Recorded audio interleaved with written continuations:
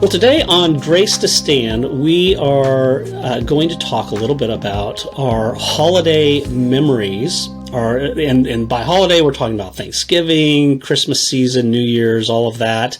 And we're going to just kind of reflect upon that in our own lives, but also talk about how we sort of live out this season that is supposed to be the most wonderful time of the year, but also could be really one of the most distressing and sometimes lonely and discouraging times of the year when we're really to be looking to Christ and His incarnation and all of the comfort and joy that brings to us. Sometimes we go through these seasons where they're particularly difficult and painful, and because we've experienced such great loss.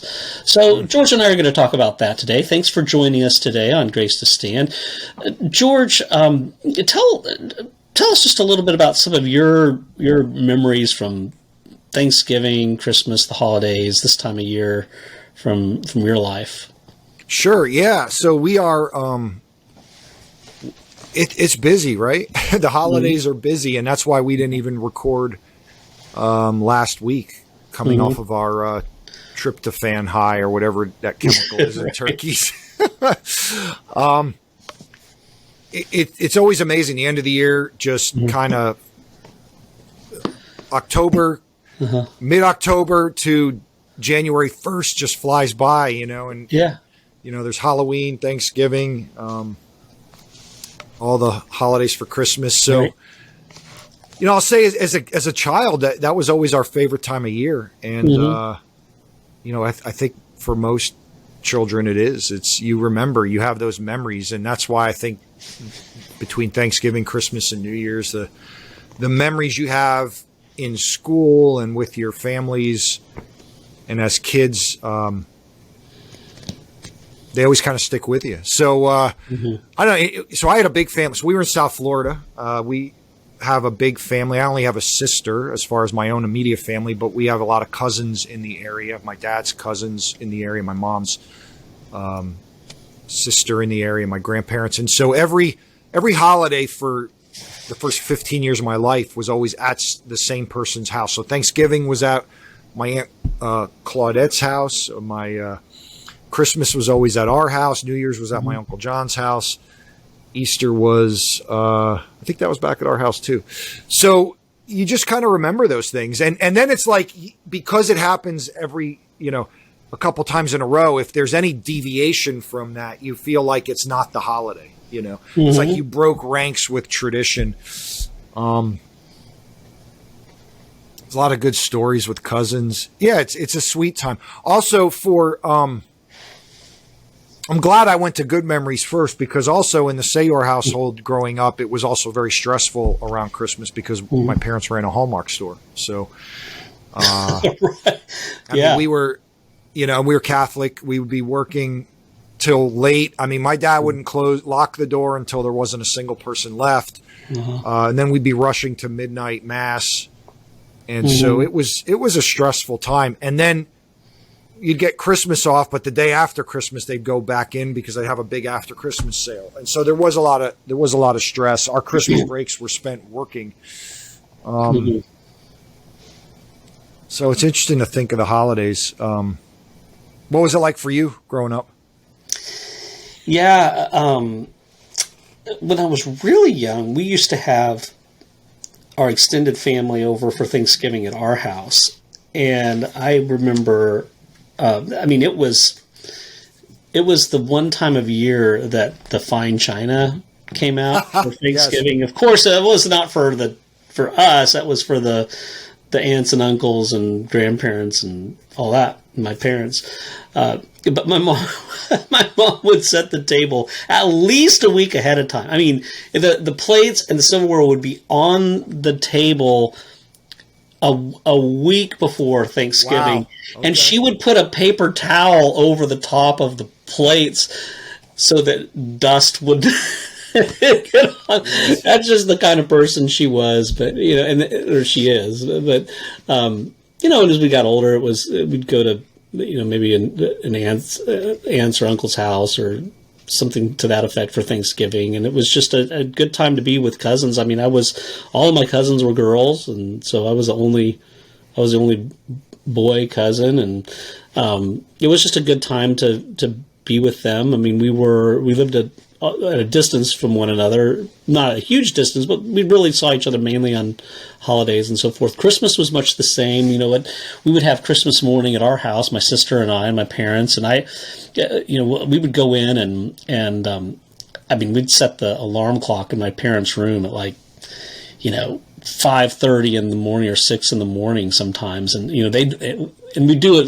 where they wouldn't know it, so they would hear at dark 30 in the morning. Now they've already, I guess the older you get, the earlier you rise. Right. But that was early then. So just, the opening of presents. My dad's parents would always be there on Christmas Day, and then we would leave and go to my mom's parents after Christmas morning, and they lived over on the coast of California.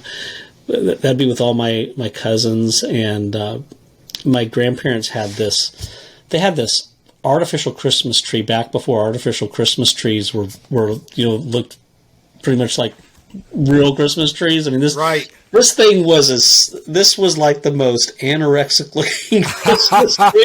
I mean, Yes. it couldn't have been more than 18 inches wide at the base. I mean, it was just, but we distributed all the presents. It was just a good time to be with family. I mean, it was not particularly stressful because my parents didn't own a Hallmark store. That's a difficult time of year if you're in that business. But just the vacations and the weather getting cooler but now it's totally different because I live so far away from my extended family, so we don't get to see them too much. We see my wife's on the holidays now, but not mine as much. And now it's oriented around our children rather than being oriented around us. And so Christmas now and so forth is, they build toys now in such a way that you basically have to have a graduate degree in structural engineering to take the toy out of the box. So it's quite a chore. We do a lot of that. So just even as you're sharing, it's bringing up all kinds of memories. You talked about the tree. We used to get so in Florida, we had a rare home that had these 15-foot or 20-foot vaulted ceilings. So my dad would get the largest. We didn't have a huge home. It wasn't like that, but that's just the way it was in the family room. And so we would get 10, 11 foot tall trees. We prided ourselves on getting the tallest trees. And then of course that created all kinds of interesting dynamics getting, cause they didn't have SUVs back then. And, it was Griswolds, strapping it to the top of the station wagon. Yes. Right. And it's funny. It's every friend I have or cousin, their experience about buying the Christmas tree has very closely mirrored ours, where there's we don't want to call it fights. I don't know. There's stress that comes from getting the tree. Yeah, right. I think that's why Seinfeld has did you ever watch Seinfeld? Are you Seinfeld? Oh, Festivus, yeah. Festivus. It's where does that, why did that episode resonate with so many people? Because there's all kinds of stress. The airing of grievances. Yes. The airing of grievances. Just make it an event because it's going to happen. Yes. I know. But I love how, you talk about,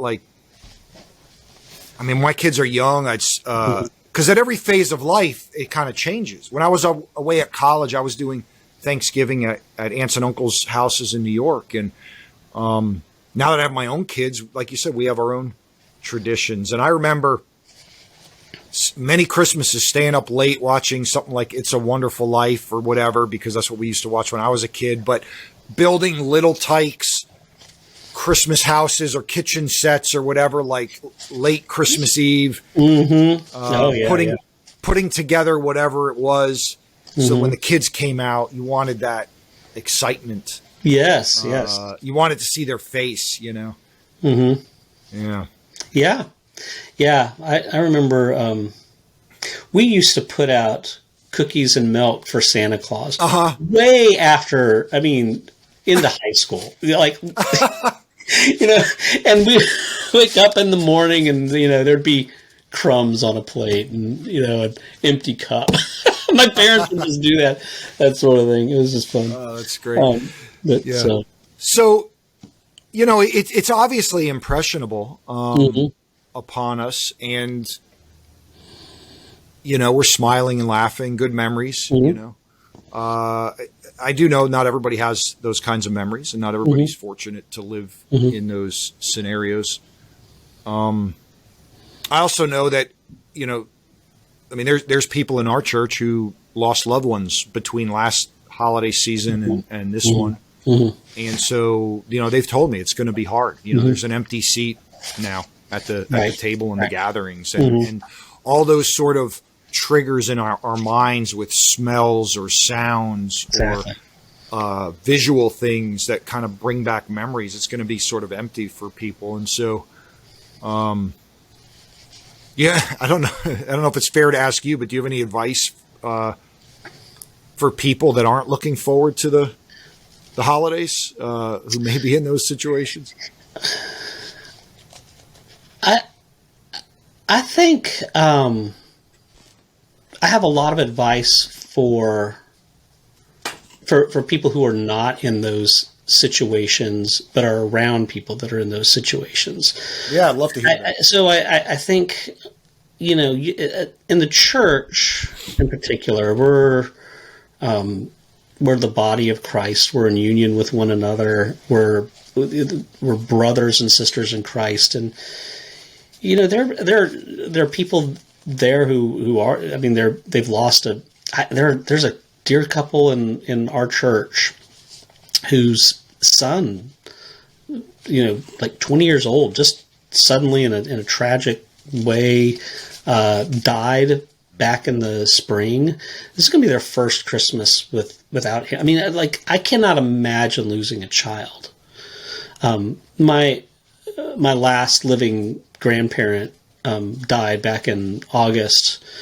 And so it's my mom's mom, is experiencing the first Christmas without any of her parents. I mean, they just sold the house that they lived in for 50 years. I mean, that's where we spent Christmases for many, many years. And so there's a loss there. But losing a child is it's one thing to lose your parent at the age of 95. It's another thing to lose your child at the age of 20. And, there are people around us, unless you live in a, unless you're just sequestered from people, there are people that are hurting and lonely.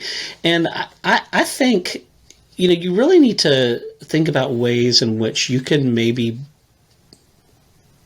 break down the idol of your own nuclear family a little bit, and maybe even invite people who are lonely and struggling and have experienced great loss somehow into your life during the Christmas season. I mean, practicing hospitality, it's not like, I don't know. I just really think that's something that we can do. And if you're, I guess the advice for people who are experiencing that, who are isolated, lonely, grieving this Christmas is to, not do so alone. Because when you're saved into Christ, you're saved into His people. You're not just saved as an individual into Christ with no meaningful connection. I mean, you're saved into a family of God, into His people. So have a measure of vulnerability, and lean on your brothers and sisters during this time. I think people and lean on Christ, right? I mean, and I know that because, of course, yeah. So just in the last week, I had two congregants who lost family members in tragic situations, young, and they told me it was going to be hard. And these are two separate conversations, two separate Right. people. And I just said, well, is there anything I can do? And they said, no. I mean, what could you do? And it's like, well, I'm praying for you. And, I think they may not want to, for some, they may not want the attention. Others may need to be in another person's house. And I love what you said about breaking down the idol of the nuclear family. I think it's also breaking down the idol of your tradition. Because that's what gets affected is, and that's really more and more. I'm not a humbug. Christmas was a big thing in our home as I grew up, and it was exciting when my kids were young. But as a pastor, more and more, it grieves me how much tradition about what Christmas is. And when I say that like very individualistically. This is what Christmas is to me, and how when that gets upset, you see how it becomes an idol. Right. People's ways of what types of things songs they're supposed to be hearing, what types of decorations they're supposed to be seeing, what types of events they're supposed to be having, and it's like, man, when that's the tail wagging the dog. I love that the holiday points our society toward the incarnation, whether they want to hear it or not. The giving of gifts is a good thing. God has given us the greatest gift. For God so loved the world that He gave His only Son.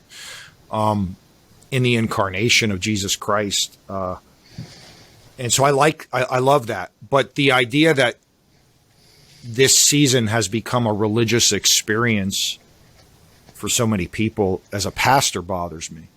Right. I want the joy there. I want the focus there. I want people to, we have tons of events and parties at the church. I go to them. We love them, but it also more and more, and again, as a pastor, I see how it reveals things in people's hearts that, they're even in my own heart. I recognize, Yeah. And so, what is some of maybe as we're either if you have thoughts on what I just shared, or if you have maybe can explain some of the Reformed view of holidays or the season. How do we view this in a Presbyterian sense? Yeah, I think of the church calendar, and by that I mean you think of things like Lent and Ash Wednesday and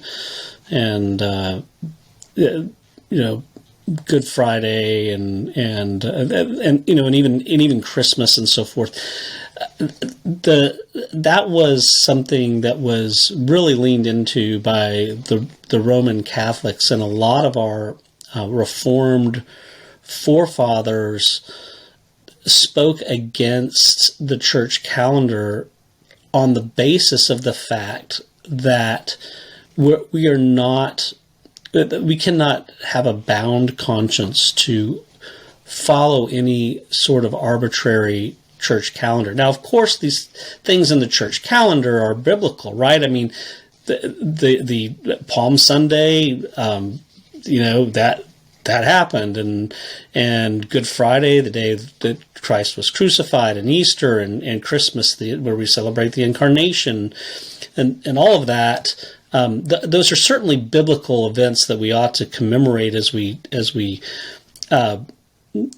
explore Scripture. But to sort of be bound by a church calendar, and I've kind of been disappointed that much of the Reformed world has really sort of embraced that as much as they have, because I think it kind of the holy day, that there are no holy day. The holy day in Scripture is the Lord's Day. 52 holy days out of the year.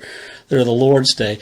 So there's nothing like that you can really bind people to in terms of some of these other days, even though they're actual events in Scripture. So I think that would be kind of the classically Reformed view, and a lot of people have argued against the following of the church calendars. The introduction of that is not Reformed. I mean, that comes from either a Roman Catholic or an Anglican view of things, but that certainly doesn't have a Reformed tradition. Right, and certainly, I mean, and that doesn't, yeah, and that doesn't even get into some of the pagan roots of some of the traditions or holidays. Sure, but, sure. You know, I think the important thing is,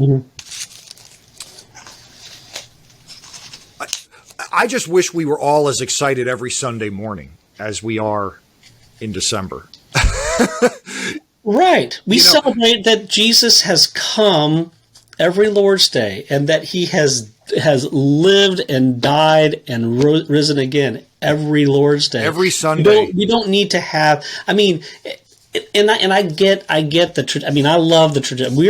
There's a Christmas tree on the other side of that wall. I mean, we celebrate Christmas, all that, that's fine. But like as a church, again, like kind of institutionally, I mean, it's not the hill I'm going to die on by any stretch, but it just doesn't seem to, you sort of, prop certain things up at certain times that in the consequence of that is that you can diminish the importance of the Lord's Day. Well, right. And, you know, Kevin DeYoung wrote, I think he wrote an article on that where apparently a lot of churches are canceling. Yeah. They're canceling Lord's Day worship because it's falling on Christmas morning. I guess presumably they're having a Christmas Eve, maybe candlelight service, maybe they're not. But that's really where it shows up is like we're given a day to worship. It's the Lord's Day, and to not worship on the Lord's Day because of Christmas, which is not, again, the Bible doesn't talk about.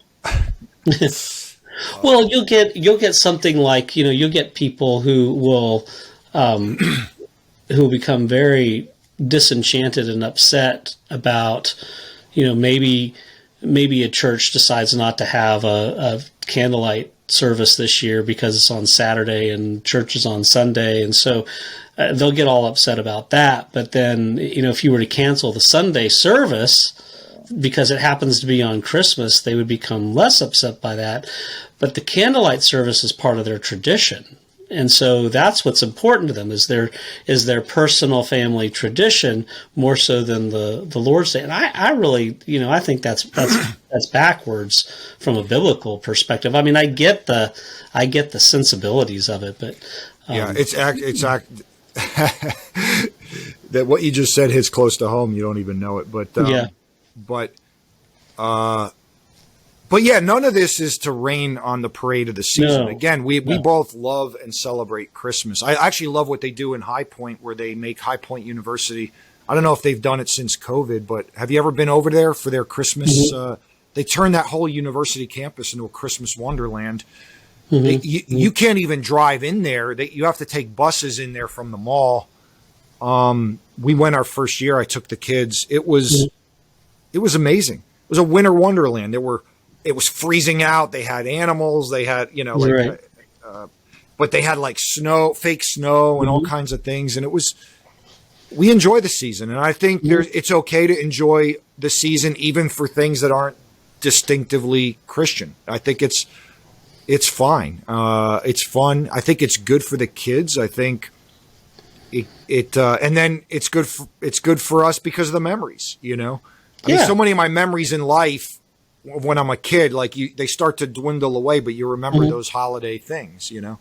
Yeah. And so we want that, but you know, it's like Jesus is the reason for the season, you see like that. And then there's the war on Christmas and all that. And it's like, but sometimes I wonder if Christians are the ones waging war on Christmas the most by not, by elevating what they think Christmas is over what it is, you know? Right. I appreciate I appreciate Thanksgiving and Christmas and New Year's because of, you know, it's just kind of a little bit of a different rhythm, and having a day to to be with family or be with friends, and understand that the reason why we have this day is it's Thanksgiving. It's a time to stop and pause and give thanks. I mean, we ought to always be people who give thanks, but to have the opportunity to really take a day in the middle of what would otherwise be an ordinary work week and do that, to give thanks to all that God is for us and has given to us, to take that Christmas and just stop and be especially thankful that Christ has come and that light has dawned, and the new year. I mean, there's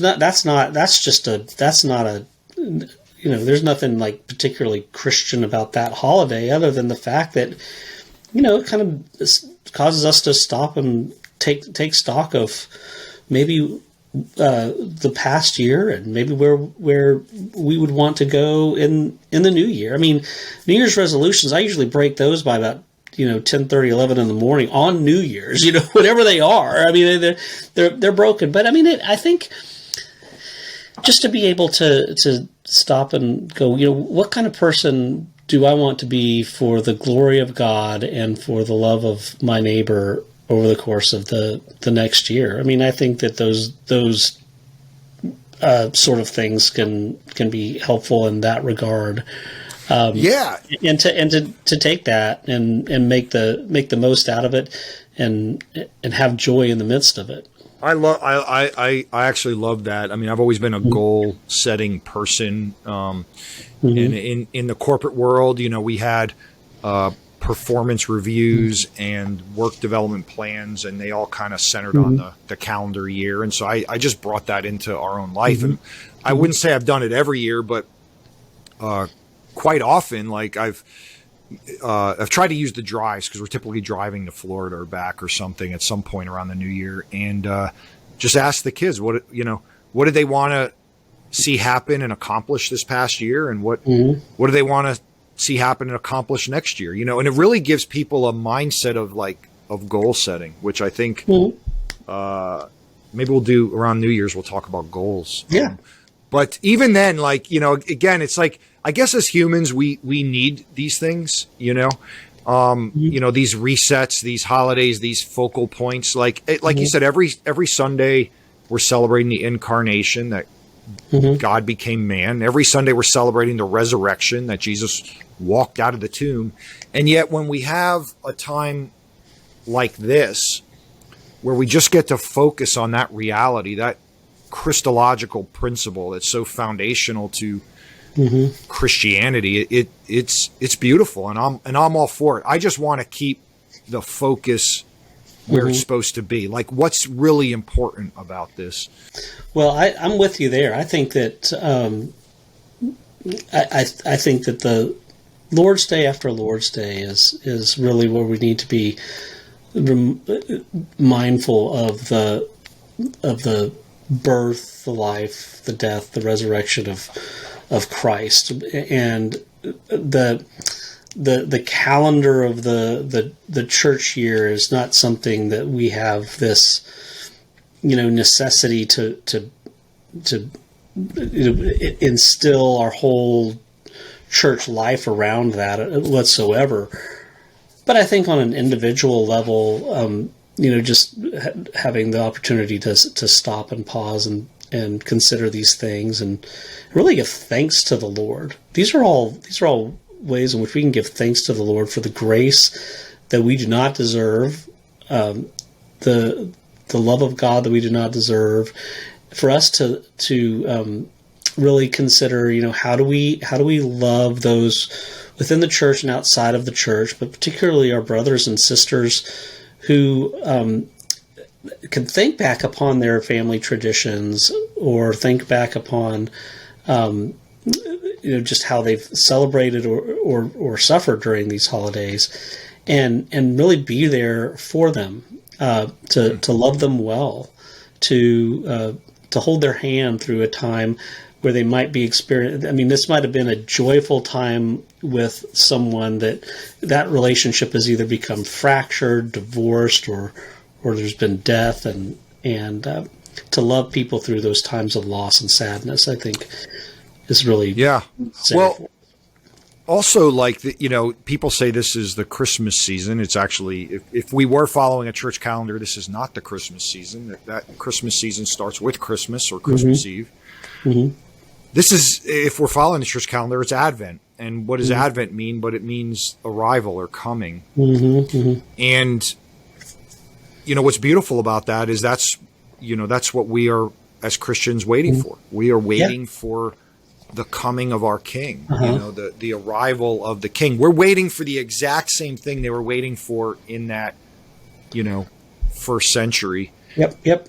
And every time before, it's like, when is the Messiah coming? When's he coming? And that's, and so he became man. He came with a message of grace and mercy. But he's coming back, and that's what we as Christians are waiting for. And so I've always tried to point the focus there. It's like, it's a good, if we had that, like, why is it such a joyful time? Why is the shepherds and the magi and Simeon and Anna, and there's this excitement, because the King has come. The King is coming, Yeah. And so I think that's a good reminder that this time of year brings, and we as Christians ought to use these opportunities to do that. And I would say, Christians, use the opportunity to invite your friends to church. We have postcards you can give out. We had our Christmas concert last Sunday night, which was beautiful. It was heartwarming. It was touching. And we invited a lot of visitors. And that's, that's a good thing about this. And so on the other side of things, if people think I was a little dour or humbug or Scroogish or Grinchish, on the other hand, I'm not into this whole rain on the Christmas or Advent parade and you can't do anything. Everything in the culture is geared toward this. You want to talk about contextualization and evangelism and all that? Use it. Give gifts to your neighbors. Give invites and information about church services. They might come to church. Right. They very well might. And so I think that's a good thing. But ultimately, if it's pointing people to the fact, we started John's Gospel here at Meadowview. We just finished a series and we just started with John. Actually, we started with John 20, but John 1:1. In the beginning was the Word, and the Word was with God, and the Word was God. And the Word became flesh and dwelt among us. And that is an awesome thing to be focusing on. And so I guess that's my final thoughts, Darren. Yeah, well, that's a good place to land it. And George, good words, and thanks for being on again today, and thanks for joining us. We can't wait to be back next time, and look forward to seeing you on Grace to Stand.